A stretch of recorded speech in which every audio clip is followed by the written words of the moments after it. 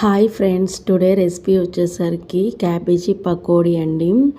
Cabbage పకోడీతో ఇలా పకోడీ చేస్తే ఉల్లి పకోడీ కంటే కూడా ఇష్టంగా తింటారు. చాలా అంటే చాలా బాగుండింది. రసంలో కానీ, పప్పులో కానీ, పచ్చళ్ళలో కానీ, సైడ్ డిష్కి అయితే ఈవినింగ్ స్నాక్స్కి పిల్లలు చాలా ఇష్టంగా సాస్లో తింటే చాలా బాగుంటుంది.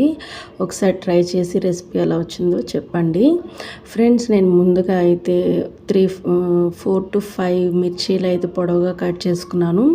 ఒక ఆనియన్, పెద్ద ఆనియన్ ఒకటి పొడవుగా కట్ చేసుకున్నాను. కట్ చేసుకుని అలా క్రాష్ చేసి వేసుకోండి, చాలా బాగుండుద్ది. తర్వాత కరివేపాకు కూడా వేసుకోండి. నేను ఒక పెద్ద క్యాబేజీలో ఒక హాఫ్ వంతు అయితే తీసుకున్నాను. అది పొడవుగా కట్ చేసుకొని, మీ కాడ కట్టర్ ఉంటే ఇంకా సన్నగా కట్ చేసుకోండి.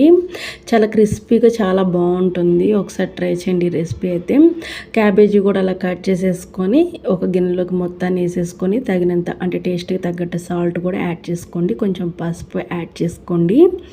తర్వాత మనకి శనగపిండి ఎంత పడుతుంది అనేది చూసుకుంటూ కలుపుకోండి. నాకైతే ఒక 6 టేబుల్ స్పూన్లు అయితే పట్టింది.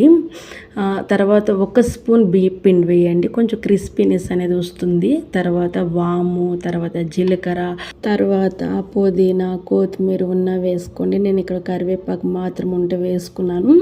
ఆ తర్వాత శనగపిండి, బియ్యం పిండిలోకి మనం ముందుగా కట్ చేసుకున్నాం కదా క్యాబేజీ, ఇవన్నీ మంచిగా మిక్స్ చేసుకోండి. ఆ తర్వాత కొంచెంగా వాటర్ వేసుకొని కలుపుకుంటూ ఉండండి. నేను వీడియోలో చూపించిన విధంగా అయితే కలపండి. అంటే మరి వాటర్ ఎక్కువ అవ్వకూడదు, అయితే ఆయిల్ అనేది పీల్చేసుకుంటుంది. నేను ఇక్కడ చూపిస్తున్నాను కదా, ఆ విధంగా అయితే పిండి అనేది ఉండాలి. నాకు ఇక్కడ సాల్ట్ అనేది సరిపోలేదు, మళ్ళీ సాల్ట్ అనేది నేను యాడ్ చేసుకుంటున్నాను. ఒకసారి మొత్తాన్ని కలిపేసేసుకోండి. కలిపేసుకున్న తర్వాత నేను ఒక ప్యాన్ అయితే పెట్టేసుకొని ముందుగానే ఆయిల్ వేసేసుకొని హీట్ చేసుకున్నాను. బాగా హీట్ అయి ఉండాలి ఆయిల్ అనేది. అప్పుడు మాత్రమే మనం ముందుగా కలిపెట్టుకున్న మిశ్రమం మొత్తాన్ని దాంట్లోకి వేసుకోవాలి. మనం ఆయిల్కి తగ్గట్టు వేసుకొని ఆయిల్లో ఫ్రై చేసుకోవాలి. చూస్తున్నారు కదా, మనకి మంచిగా గోల్డెన్ కలర్లోకి రావాలి. చూడండి, ఈ విధంగా అయితే రావాలి.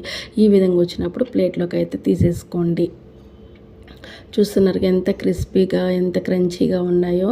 ఈవినింగ్ స్నాక్స్ టైంలో పిల్లలకు సాస్లో వేసి ఇచ్చిన కమ్మగా తింటారు. పప్పు రసంలోకి సైడ్ డిష్గా కూడా బాగుంటుంది.